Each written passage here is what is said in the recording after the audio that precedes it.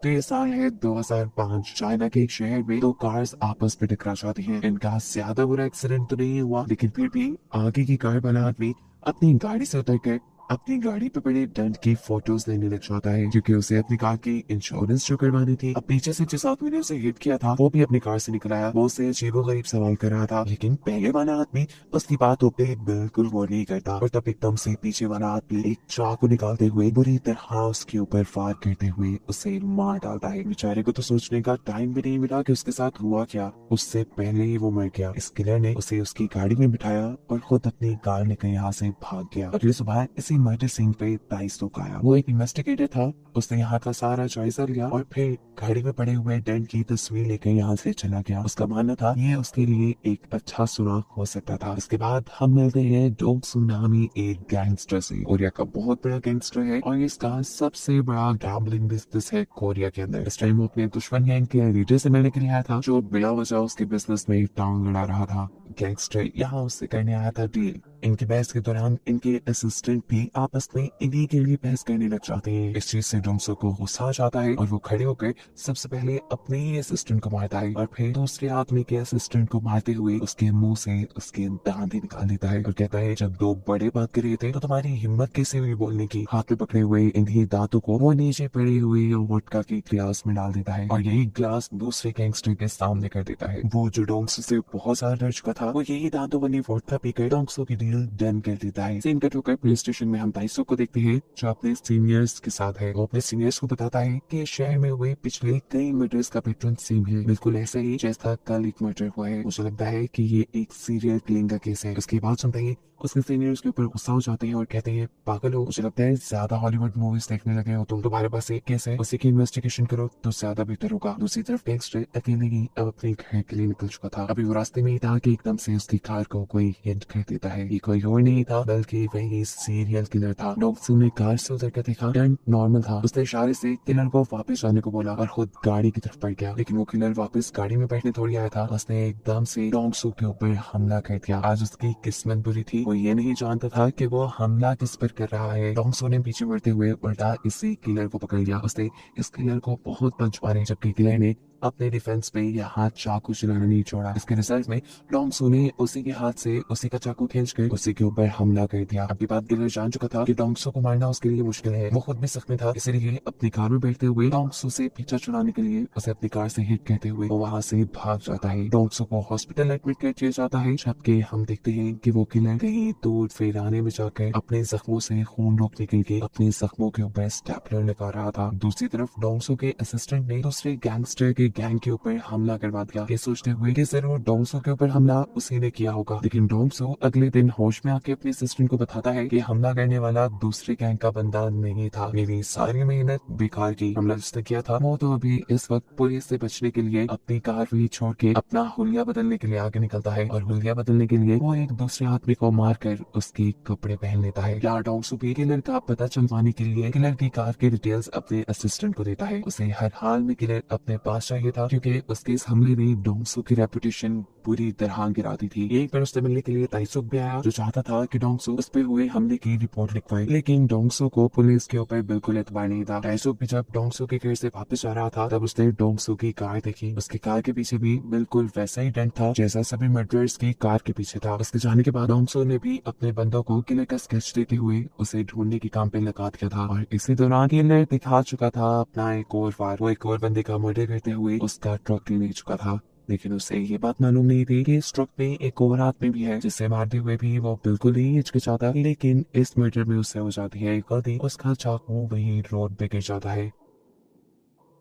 इस किलर को हर हाल में ताइसुक पकड़ना चाहता था। वो जानता था कि ये सब एक सीरियल किलिंग है और पकड़ना उसे डोंगसू भी चाहता था। ताइसुक ने डोंगसू से एक फेवर मांगी थी कि डोंगसू अपने ऊपर हुए हमले की रिपोर्ट पुलिस में करवा दे, और जब डोंगसू ये नहीं करता तो कुछ ही देर बाद ताइसुक उससे इस चीज का बदला लेने के लिए उसके सभी गैम्बलिंग स्टेशन के ऊपर रेड करवा देता है और उसकी हरकत को देखते हुए डोंगसू अब इसे मिलने के लिए अपने घर बुलाता है। यहाँ ताइसुक डोंगसू को बताता है, मैं उस किलर को पकड़ना चाहता हूँ। वो किलर कोई आम नहीं बल्कि एक सीरियल किलर है और ये तो डोंग सू को भी लग रहा था, क्योंकि आज से पहले कोई इतना बहादुर नहीं था कि डोंग सू के ऊपर हमला कर सके। इसी हमले की वजह से डोंग सू के क्राइम वर्ल्ड में डोंग सू की रेपुटेशन गिरती जा रही थी और इसी चीज का फायदा दूसरे गैंगस्टर्स उठा रहे थे। और ये सब कुछ ठीक हो सकता था किलर को ही पकड़ कर। डोंग सू के बंदे लगातार किलर को ढूंढने में लगे हुए थे और फाइनली फिर उन्हें किलर की कार और उसका गिरा हुआ चाकू मिल गया। इसे हासिल करने के बाद एक तीसरी मर्तबा डोंग सू टाइसू को अपने घर बुलाता है। इन चीजों के जरिए किलर तक पहुंचना डोंग सू के लिए थोड़ा मुश्किल था, लेकिन टाइसू के लिए नहीं, क्योंकि उनके पास एक अच्छी फोरेंसिक लैब थी। वो टाइसू से कहता है, देखो एक गैंगस्टर के लिए उसकी रेपुटेशन सबसे बड़ी होती है और सामने की वजह से मेरी रेपुटेशन काफी गिर चुकी है। मैं चाहता हूँ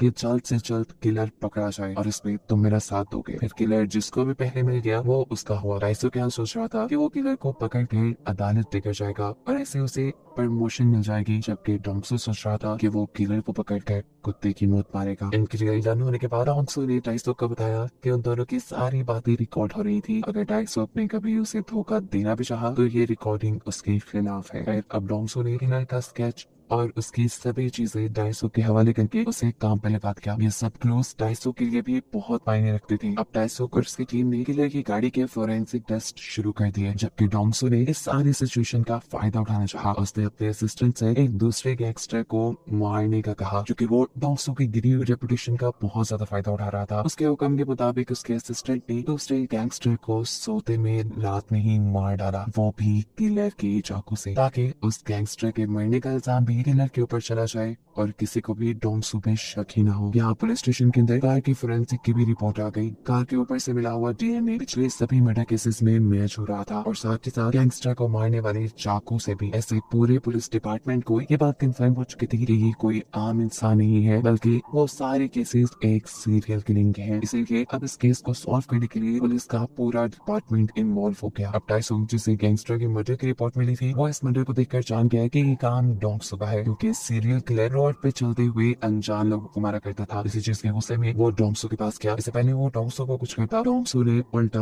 उसी को पटक के गिरा दिया और फिर टाइसू के सामने कन्फेस भी कर लिया, हाँ मैंने ही उस गैंगस्टर को मरवाया है, लेकिन तुम इस बात को साबित नहीं कर पाओगे। टाइसू भी ये बात जानता था, इसलिए तिल मिलाता हुआ वो यहाँ से चला गया। जबकि अब शहर में इन मर्डर की न्यूज भी वायरल हो चुकी थी। सीरियल किलर भी ये न्यूज देख रहा था और अब उसे गुस्सा आने लगा था, क्योंकि अब उसके पकड़े जाने के चांसेस ज्यादा थे और दूसरा ये भी एक ऐसा मर्डर भी उसके साइड डाल दिया गया था जो उसने किया भी नहीं था। इसलिए वो गैंगस्टर के फ्यूनरल पे गया और गैंगस्टर के असिस्टेंट को एक लेटर देकर आया, जिसमें उसने लिखा था कि गैंगस्टर का मर्डर बेशक मेरे चाकू से हुआ है, लेकिन मैंने नहीं किया। उसने यहीं पे बैठे हुए डोंग सू की तरफ इशारा कर दिया। फिर इसके बाद किलर यहाँ से चला गया और उसने यहाँ से जाते ही अपने पहले वाले तरीके से एक और मर्डर कर डाला, जिसकी इन्वेस्टिगेशन भी टाइसू कर रहा था, वो भी डोंग सू के साथ मिलकर। ये लोग कार में से फिंगरप्रिंट ढूंढने की कोशिश में थे कि इतनी देर में डोंग सू के इसी पार्किंग लॉन्च के अंदर दूसरे गैंगस्टर के लोग अपने बॉस के मरने का बदला लेने के लिए उसके ऊपर हमला कर देते हैं। ये लोग बहुत ज्यादा थे,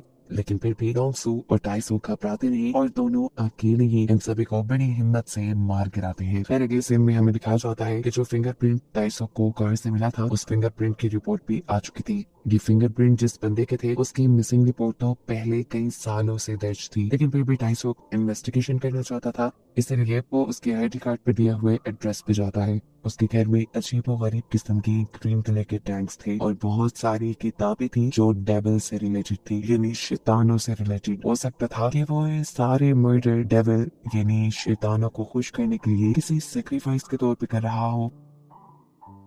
उसे यहाँ पर एक पिक्चर में भी मिली जो हूबहू डोंग सू के बनाए हुए किलर के स्केच से मैच कर रही थी। ये बहुत बड़ा क्लू था। टाइसू फौरन अपने ऑफिस जाता है और इस आदमी के बारे में बाकी सभी इंफॉर्मेशन निकालने को कहता है। उसके बाद टाइसू ने डोंग सू को कॉल मिलाई, जो कि इस टाइम एक मीटिंग में था। मीटिंग में एक बंदा जब उसकी बेइज्जती करता है तो डोंग सू उसे इतने थप्पड़ मारता है कि वो आदमी वहीं मर जाता है। जिसके बाद उसने टाइसू की कॉल रिसीव की तो टाइसू ने उसे बताया कि तुम्हें मैंने एक आदमी का वॉइस नोट सेंड किया है, वो सुनो और बताओ क्या ये वही किलर ही था। उसकी आवाज सुनकर डोंग सू ने ये 100% कंफर्म कर दिया कि वो किलर ही था। उसके बारे में मजीद इन्फॉर्मेशन निकाली गई और इन्हें मालूम हुआ कि किलर का नाम कांग योंग है। बहुत सारी इन्फॉर्मेशन इकट्ठी करने के बाद इन्हें मालूम हुआ कि सीरियल किलर के जो फादर थे वो एक साइको इंसान थे, वो उसे बहुत मारा करते थे। ऐसे ही साइकोलॉजिकल रीजन एविडेंस की वजह से ये किलर बाकी सब लोगों का मर्डर कर रहा था। अब टाइसो को जो किलर की फोटो उसके घर से मिली थी उसने वो डोंगसो को दी और डोंगसो ने ये पिक्चर अपने पूरे गैंग को दे दी और सबके सब अब किलर को ढूंढने लग गए। सबने मिलकर इस शहर का एक एक हिस्सा छान मारा लेकिन उन्हें कोई सुराग नहीं मिला। डोंगसो को अब इस चीज से गुस्सा आ चुका था, उसे बहुत जल्दी थी किलर को पकड़ने की, इसलिए वो टाइसो से मीटिंग करना चाहता था जिसके सिलसिले में वो रोड पे आ जाता है। वो अभी टाइसो का इंतजार ही कर रहा था कि बस स्टॉप पे उसे एक बच्ची नजर आई। बहुत ज्यादा बारिश हो रही थी, वो बच्ची बारिश में भीग रही थी, जहाँ डोंगसो ने उस बच्ची को अपनी अम्ब्रेला दे दी। इतनी देर में यहाँ टाइसो पे आ गया जिसने उस लड़की से कहा अनजान लोगों से सामान नहीं लेना चाहिए, वो गैंगस्टर भी हो सकते हैं। जिसके जवाब में बच्चे ने कहा मुझे तो आप ही गैंगस्टर लगते हैं। और ये सुनकर डोंगसो हंसने लग गया। और यहाँ बस भी आ गई और बच्ची बस में बैठ गई। उसने बैठते हुए भी डोंगसो का शुक्रिया अदा किया। और यहाँ एक चीज जो हमने नोटिस की कि इसी बस में वो सीरियल किलर भी बैठा हुआ था। रात में डोंगसो के सभी गैंगस्टर और पुलिस के सभी डिटेक्टिव्स मिलकर खाना खा रहे थे और इसी चीज पे डिस्कशन कर रहे थे कि कैसे किलर को ढूंढना चाहिए। तभी टीवी पे इन्हें एक न्यूज दिखाई देती है कि उसी सीरियल किलर ने एक और मर्डर कर दिया था। इसी मर्डर साइट पे डोंगसो को अपनी अम्ब्रेला दिखती है और वो पहचान जाता है कि किलर ने उसी बच्ची का मर्डर किया था जिससे वो सुबह में मिला था। ये देखकर उसे बहुत दुख हुआ। इस रिपोर्ट से सभी डिटेक्टिव ये जान गए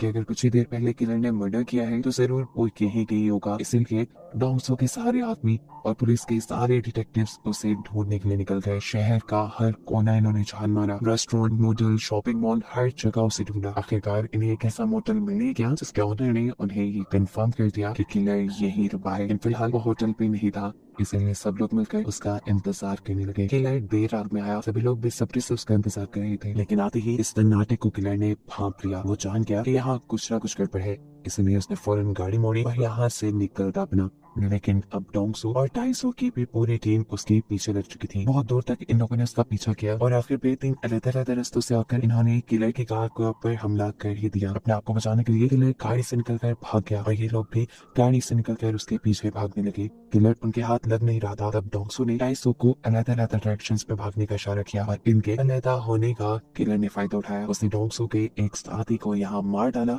मरते मरते भी डोंगसो के असिस्टेंट ने डोंगसो से वफादारी निभाई और उसने बहुत हिम्मत करके ये बात बता दी कि किलर कहाँ भाग रहा है। उसकी बताई डायरेक्शन पे चलते हुए डोंगसो एक बार तक पहुंचा जहाँ उसने देखा कि 2 लड़कियां गाना गाते हुए रो रही हैं। वो समझ गया कि जरूर अंदर किलर ही होगा। किलर भी अंदर डोंगसो का ही इंतजार कर रहा था। उसका प्लान था कि वो आते ही डोंगसो के ऊपर हमला करेगा और डोंगसो को मार डालेगा, लेकिन डोंगसो उससे कहीं ज्यादा चालाक था। उसने पहले लड़कियों को साइड पर होने का इशारा दिया और फिर लड़कियों से खामोशी से किलर के बारे में पूछा। उन्होंने वॉशरूम की तरफ इशारा किया। इससे पहले कि किलर वॉशरूम से निकलकर डोंगसो के ऊपर हमला करता, डोंगसो ने दरवाजा तोड़ते हुए किलर के ऊपर ही हमला कर दिया और दरवाजे के ऊपर से ही मार मार कर किलर को इतनी बुरी हालत में पहुंचा दिया जैसे वो मरने के करीब हो। जिसके बाद उसने किलर को पांव से पकड़ा और घसीटते हुए यहाँ से ले गया। टाइसो उसे आवाजें देता रह गया, लेकिन डोंगसो ने उसकी हर आवाज, हर कॉल को इग्नोर कर दिया। डोंगसो इस किलर को, इस डेविल को अपने वेयर हाउस में ले गया। उसने वहां जाकर डेविल यानी इस किलर को बहुत मारा, लेकिन अच्छी बात थी, ये किलर सिर्फ पागलों की तरह हंस ही रहा था। इससे पहले कि वो मार मार कर इस किलर को मार देता, एकदम से यहाँ पे शीशे टूटते हैं और कोई डोंगसो के ऊपर अपनी कार चढ़ा देता है। ये टाइसो था जो किलर को यहाँ से लेने के लिए आया था। उसके इस हमले से डोंगसो बेहोश हो चुका था,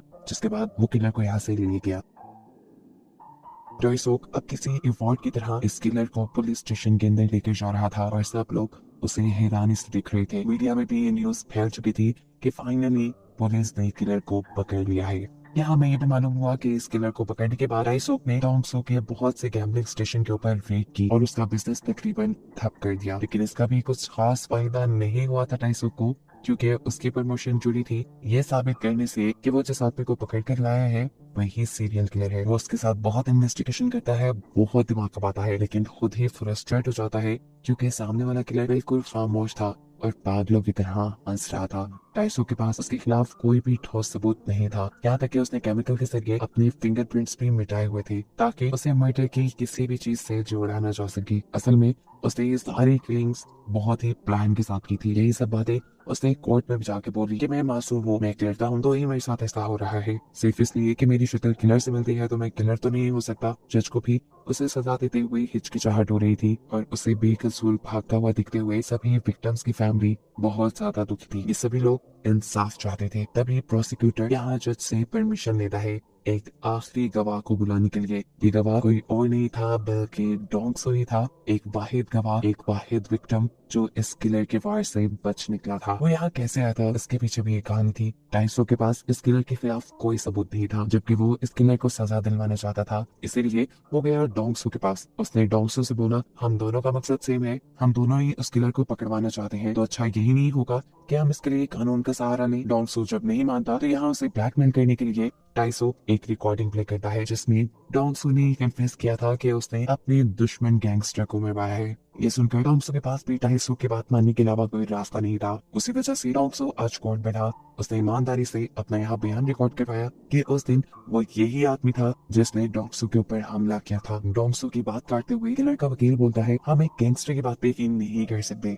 जवाब में डोंगसू कहता है, अगर इसने तुम्हारी फैमिली में से किसी को मारा होता शायद तब तुम ऐसा ना कहते। उसकी बात सुनकर किलर हंसने लग जाता है और यहाँ डोंगसू को गुस्सा आ जाता है और वो खड़े होकर अपनी शर्ट उतार देता है। वो अदालत में पूरे हमले की स्टोरी बताता है और दिखाता है कहाँ कहाँ किलर ने उसके ऊपर हमला किया था। इसके बाद वो अदालत में एक स्केच भी दिखाता है जो हमले के फौरन बाद डोंगसू ने बनवाया था। यहाँ पर डोंगसू ने अदालत में एक लेटर भी दिखाया जिसपे लिखा था कि मर्डर मेरे ही चाकू से हुआ है। इस टाइम डोंगसू ने इस लेटर का दूसरा हिस्सा फाड़ दिया था जिसमें ये लिखा था कि मर्डर मैंने नहीं किया। अपनी बातों पे यकीन दिलाने के लिए डोंगसू जज से कहता है, आप चाहें तो इस किलर की शर्ट उतरवा के देख सकते हैं, क्योंकि उस रात मैंने भी इस आदमी की चेस्ट पे वार किया था। पुलिस चेक करती है तो निशान बिल्कुल वही था जहाँ डोंगसू ने बताया था और ऐसे डोंगसू के बयान की वजह से किलर को जिंदगी भर की सजा हो जाती है। साथ ही साथ डोंगसू जो कि गैंगस्टर था, यहाँ अदालत उसे भी उसकी गलत काम की वजह से सजा सुना देती है। लेकिन एक प्लस पॉइंट ये था कि डोंगसू की दी हुई गवाही की वजह से उसकी सजा बहुत कम हो चुकी थी